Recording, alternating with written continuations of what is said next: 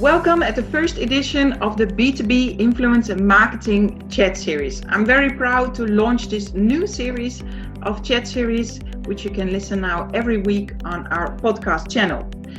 I'm not doing this alone. I'm together with Alessia di Raimondo. Welcome. She's our host and our regular host. Every week she will join the sessions. So Alessia, welcome. Thank you, Mariska. Hello, everybody. Hi, I'm Alessia di Raimondo. I team up with Mariska at Word of Mice, and I'm a freelance marketing and sales consultant for destinations, planners, and suppliers, so professionals in the meeting industry. And I'm also the Vice President of Communication at the Italian chapter of MPI. Well, thank you very much for the introduction. It reminds me that I haven't introduced myself. My name is Mariska Kesteloo, and I'm the founder of Word of Mice. We create B2B influencer marketing campaigns for hotels, destinations, venues, and many other suppliers in the meetings and events industry. This is our first edition, and the first edition is all about, destination marketing. A very current topic, because due to COVID-19, a lot of destinations and other suppliers, but mainly destinations, are of course struggling. How do you stay in touch with your audience, but also what is the right tone of voice? And with all the uncertainties that might still come up, we don't know how to proceed. So therefore, I'm happy to talk about this particular topic with Alessia, because you have worked actually for a convention bureau in Sicily in the past. Yes. So could you perhaps also describe what are the biggest challenges for destination in these challenging times? Nowadays, of course, the biggest challenge for destination is keep clients' attention high, save and deserve a place in their wish list and priority list. When we will be able, of course, to start again our business and to travel again and go back to our normal life and work, they have to save their brand reputation and do not lose competitive advantage, even online, not only on site. We are all online in these days, in this time. Those destinations which are creative as well as honest, transparent with their communication, and they are communicating weekly or even daily with their clients and followers, they are getting lots of exposure, especially now. Many are working on building up trust, increasing the brand reputation, as I said already, creating and delivering spontaneous contents by using their team members, which have time nowadays. And they don't need any budget to create such type of content. So why don't do it? For destination as well as for all companies in the supply chain, the biggest challenge is to keep the staff motivated and involve the employees in order to collaborate all together to generate ideas, creative and new contents, not copying competitors, of course, but being original. Yeah, indeed. But that's of course that's not an easy, it's easier said than done, of course, because it's not easy to find, of course, the right tone of voice, what can we post, what not, what is appropriate. And of course, some destinations are owned by the government, so some people are not allowed to work, even they would love to work. So despite that they would love to continue with the communication. So I think that's also a huge challenge. Yes, it is, of course, because, but anyway, some people think that being silent is a sort of a way to show respect, considering the period we are facing, of course, altogether. But actually it's not, because this creates a distance between the brand and the company, of course, on one side, the users, and so the clients on the other side. So there's a way to continue communicating also in these times, but in a soft way, with the right approach. You have just to find which is the right message you want to share with your users, and you find the proper way to do it. Indeed. And if you talk about proper way, I mean, yeah, we cannot talk about sales or promotion. I mean, you mentioned already earlier in one of your comments that you're saying it's about trust. Indeed, you cannot. We always say something is like a marriage. You also don't stop communicating when from one month to the other day. You keep the relationship. You keep open and ongoing. So I think it's a lot of people think stopping is better than to pull out content that is not right. But I totally agree with you. You need to maintain your relationship with your followers, despite it's not easy to find perhaps the right content or the right topics. But there are many things in our industry where we can write about. Of course, yes. The most important thing is to talk about authentic things, to talk about the values which represent your brand, for example. There are some destinations which are doing a great job, of course. They are producing videos, wonderful videos, so very unconventional contents as well. But if you don't have the budget to work on a video, for example, a new one, you don't need it, of course. You can also use bottom-up contents coming from your employees and use those contents on your channels, so website, blog, social media, to reach your users. And they will be appreciated, as well as an original and fantastic campaign, which maybe would cost much more, but you don't need, of course, to invest on it. No, indeed. And I think you already mentioned using your employees. That's also a great way to create more exposure without using, I would say, external influencers or external people to create content. Yes, exactly. Because if we're talking about if we're talking about advice or tips or suggestions, you already mentioned a few what destinations can do, but can you give also some I would say, you mentioned already, from continue the conversation, continue being out there to remain top of mind. Do you have any other, I would say, suggestions? You said already also using your employees, but can you give other, let's say, concrete tips that are, I would say, on a low budget, of course, or within the possibilities of the convention bureau? Can you just mention a few others? A good idea and a good strategy would be to invest on your LinkedIn account, because LinkedIn, especially for the B2B market, is a very useful channel. Mm-hmm. They are improving the tool. I mean, they are improving the platform. There are many more features. Also, the ads, the social ads on LinkedIn work very well. And you can work on the digital PRs and on your personal branding, and also your branding as an employee of a specific company at no budget, at no cost, I mean. So why don't you invest your time on your profile, on your company page on LinkedIn, on a group, on a community on LinkedIn? We have time to do it now.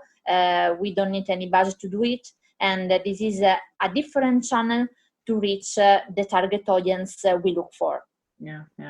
I think LinkedIn is a must for every company, especially if you work B2B. I mean, I'm a huge fan since LinkedIn, which I'm using already for many years, and the platform, and I like it. But the features are going much more the way of Facebook, but it's still there is a huge, I would say, a major difference, and it still remains the number one platform to do business and to get in touch with people. And the engagement is very high.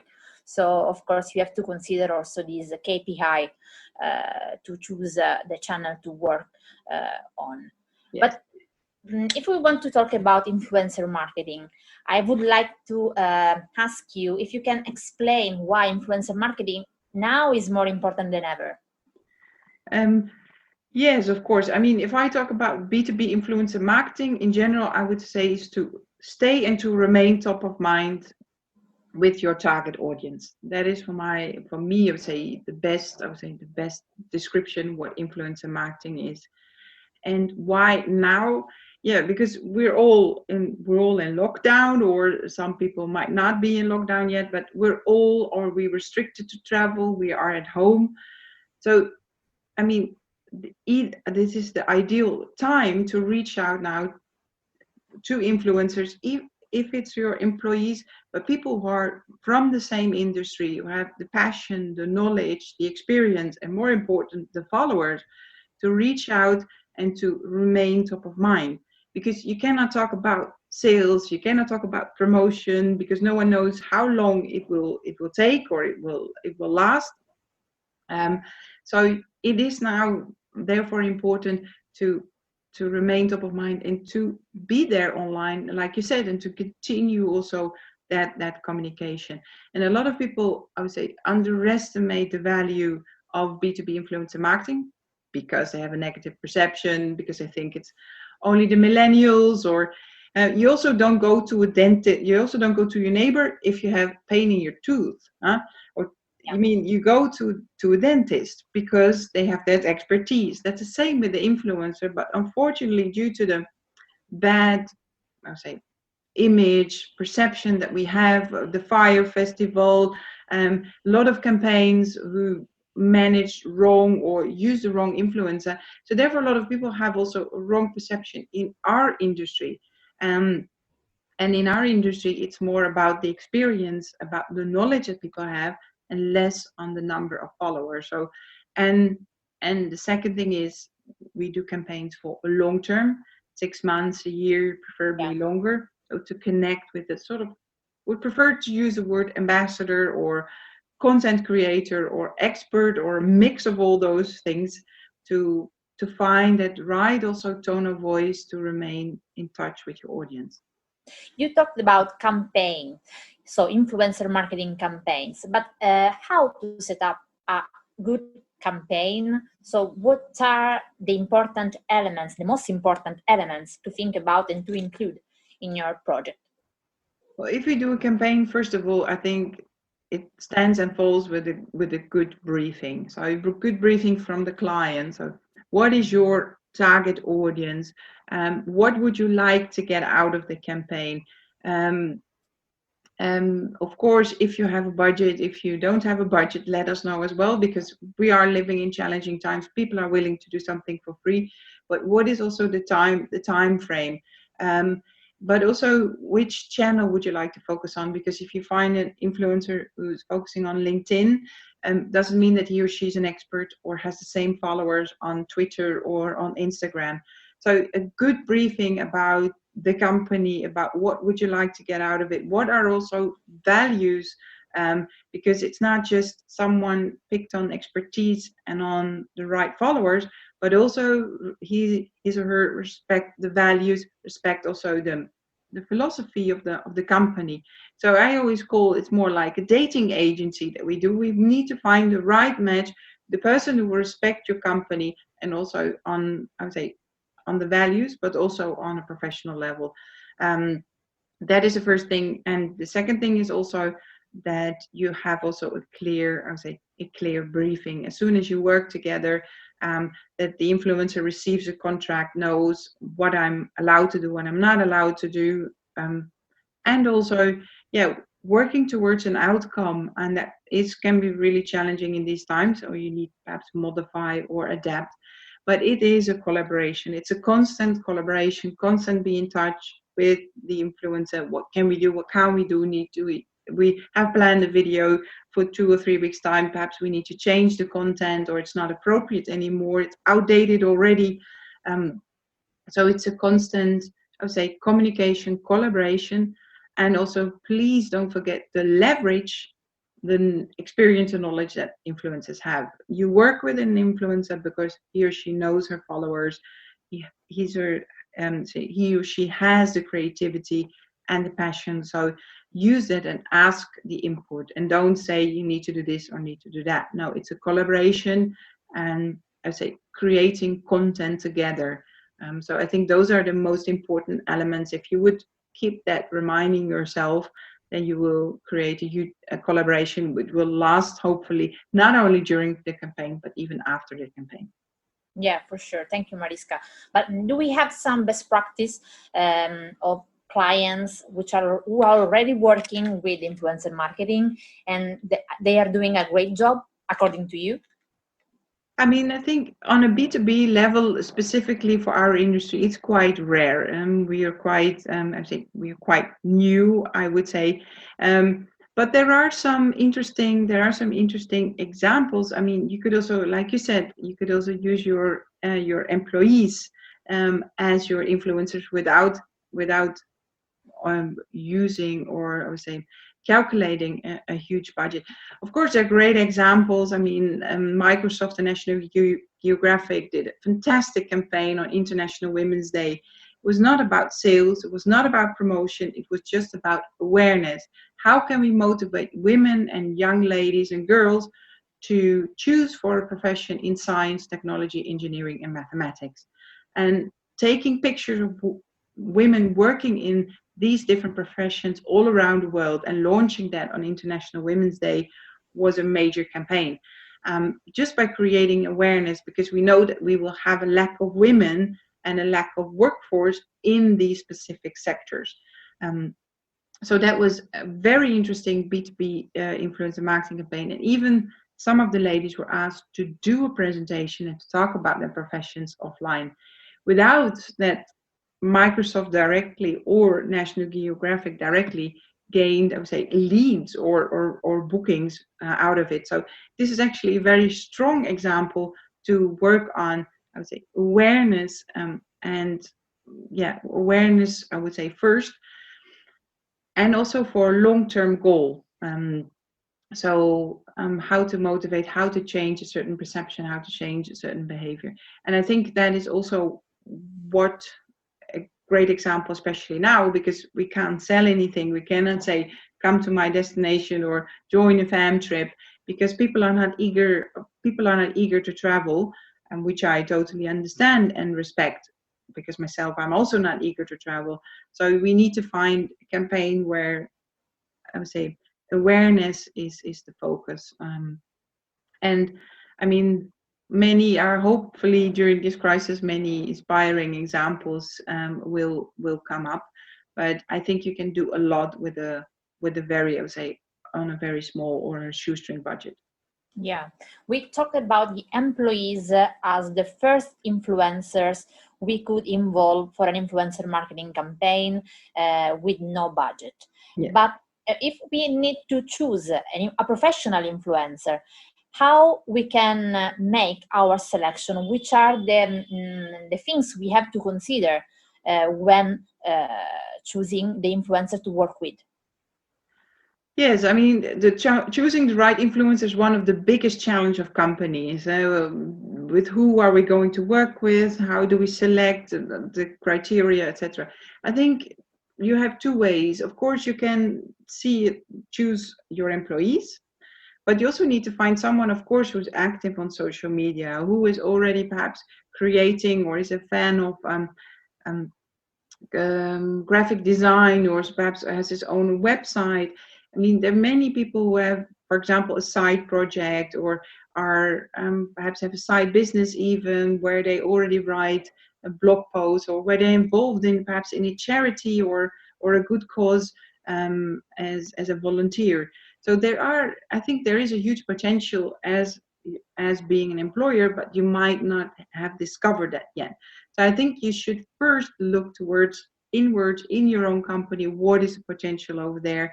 And I think now more than ever, everybody is eager to keep their job and to and hopefully we can, I would say, going through this pandemic together. So I think before you will recruit someone, an external person who's not able to travel, is not able to come to your product, or doesn't know your product, or is not familiar with, I would prefer to work with someone who is more trustworthy, because that's where it's all about. To work now with an employee, which is first of all also, I would say, cheaper, and is already familiar with your product, or even an ex-employee could also be interesting, or someone who's related with your company, or stakeholders or partners, or board members, your advisory board you might have. So there is a lot of potential, not only within your employees, but I would say also your circle around your company that you have, without using now a budget and starting with an influencer campaign. Of course, I hope that companies do, of course, have that budget, but I can only say imagine that, yeah, you make now different choices, and hopefully you can keep all your employees. So why don't you involve and engage them more, and perhaps their perception will also change about their product, by doing now something different within the company. So I think, yeah, it's an underestimated part of influencer marketing. Employees, partners, speakers, I don't know, anyone who's related with your company. Thank you, Mariska, for this overview, which is actually an introduction to enter into the world of the influencer marketing, especially in the B2B and so in the MICE industry. Indeed. You're absolutely right, because in the next episodes we were going to discuss more about different topics about B2B influencer marketing, about laws, about regulations. We're going to talk with influencers themselves. And we're going also to talk with Julia Solaris, one of the major influencers in the media and events industry. So many more interesting episodes are coming up. So thank you all so much for listening. My name is Mariska Kesteloo, founder Word of Mice. I hope you enjoyed listening, and thank you so much, Alessia, for being our host, and see you next week. Thank you. Bye-bye.